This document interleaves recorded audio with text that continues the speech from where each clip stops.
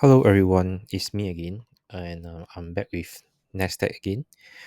Right, so long story short, this is still another short idea for Nasdaq, right? And as usual, before that, I have to admit that I have been stopped out time and time again for trying to short either Nasdaq or S&P, right? So the last idea, right, is to stop at 23500, right? So this was also stop out. Okay, and over here I readjusted the wave count again, right? So this time, instead of this being the peak, now we shift it again to this new high that we've seen here, right? So and the wave count here has changed also, right? So instead of this being a 3, 4, and a 5, right, this whole move now becomes a 1, 2, 3, 4, and 5, right? So this, with this 4 resting just above this wave 1, right? You can look at this orange one, right, and then the purple one and the green one. Okay, so um additionally, if I do this wave 1 against the entire wave, right, you can see that, we are still just short of the projection by about 50 points, right? And if we do this wave 1 against wave 5, right, we overshot by a bit, right? So this is what I think has happened. And then if you use this peak of wave 1 and draw against the resistance line with this purple one, right, let me make it thicker, right? You can see that it also breaches just a bit, right? So this was the breaching point is where our Fibonacci wave 1 equals to wave 5, right? So this will, I would term it as a throw over here, right? So this is a throw over on the Fibonacci level as well as on the trend line itself. Okay, now the stop for this is where this new high, this recent high is, right? You can put it just a bit above, right? And I believe as I was talking, price is starting to move down, so try to make this as fast as possible, right? So we can take a look at other timeline, right? I believe I've gone through the wave count, right? 1, 2, 3, 4, 5, and this is a rising wedge, right? This whole move here, this purple one is a rising wedge, right? So over here, rising wedge. Okay, just change this color to match.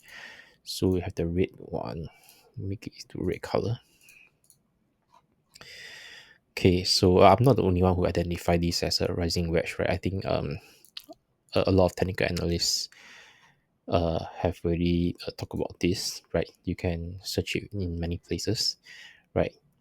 Um, the other thing that I may want to point out is that if you go into a very low time frame, like even 1 minute, right, on a very low time frame, you can also identify another pattern over here, right, which is a head and shoulders pattern. Now I rarely use this, so let me just draw it like this. Okay, so if you see over here, this is one, this is one shoulder, this is the head, right, and this is the uh right shoulder, right, and we have a net line that we can draw, which like this. Okay, so for this, let me just adjust this so that you don't actually see it for most of them. Okay, so because this is on the 1 minute itself, right, I just don't want to see it on a low on anything higher than 1 minute, right, because it's not obvious right? And I'll show you why. Okay, so let me just finish doing this quickly. Right, so for example, if I go to the 5 minutes, you don't really see the head and shoulders. It's not that apparent. It's here, right? It's actually here. So it's actually clearer on this 1 minute chart, right? I don't really advise trading on the 1 minute. I mean, I'm more of a macro swing trader, right? Which is why I don't do it. Okay, so which is why I don't recommend it. Also because I don't have expertise in it, right? It's just showing you that a pattern exists over here, the head and shoulders pattern. Okay, so for this idea itself, you will see another thing is that we have another overbought, right? So at each point where I call for a short in the Nasdaq or S&P, right, it's always with a overbought. Okay, so this arrow don't actually go into okay, so what I'm pointing out is over here is 1, right, and then 2, and then over here we still have another overbought. Okay, so 3 overbought over here. Usually things don't go past 3 times, right? That eventually we might be right.